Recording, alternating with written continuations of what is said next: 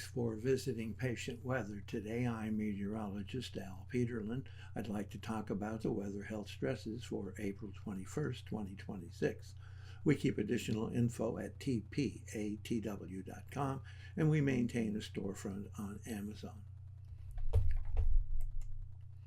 Looking at the surface map for Tuesday, we have one low pressure center sitting over Boise and a cold front hanging south from Boise all the way to Los Angeles, triggering unsettled weather across the Pacific Northwest, even some more snow in the Sierras and the higher elevations.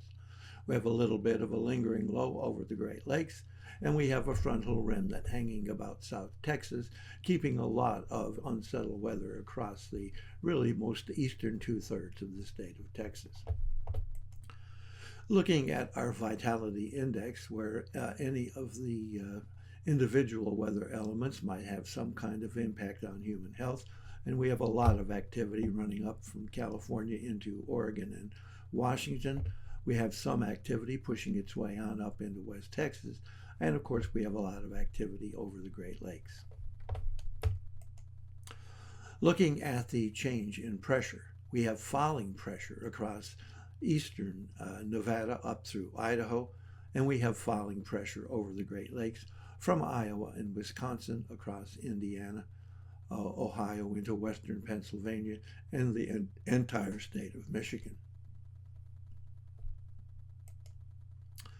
Temperature change is a little bit more significant, flipping about a bit. While the west is actually relatively warm, we will see some falling temperatures from California up across Oregon and Washington, and the frigid east will finally see some significant warm up again, with warm air pushing up through Texas and covering the Great Lakes east all the way into New England. Looking at dew point temperature change, pretty much the same supporting activity with the big rise in dew point temperatures across the Great Lakes. And again, a little bit of a falling dew point here in West Texas. The vapor pressure showing very much the same thing, although note that we have some rising dew point temperatures really starting now to push its way across the Gulf and on up into eastern Texas. And of course, there's that flow of moisture up into central and western California, keeping that area rather wet.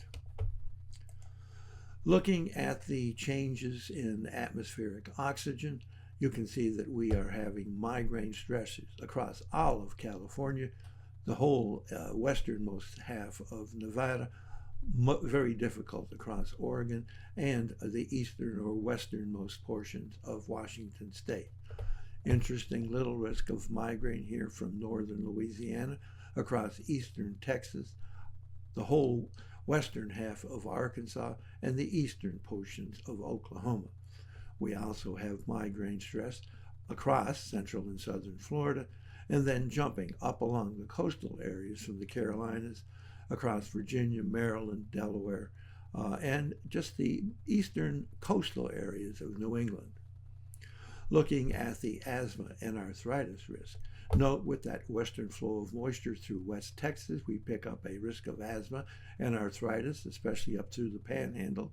We have another risk of asthma and arthritis up here in North Dakota, and the most significant area of asthma, arthritis risk stretching from Iowa into Wisconsin, across Illinois, Indiana, Ohio, western Pennsylvania, western New York, and the state of Michigan.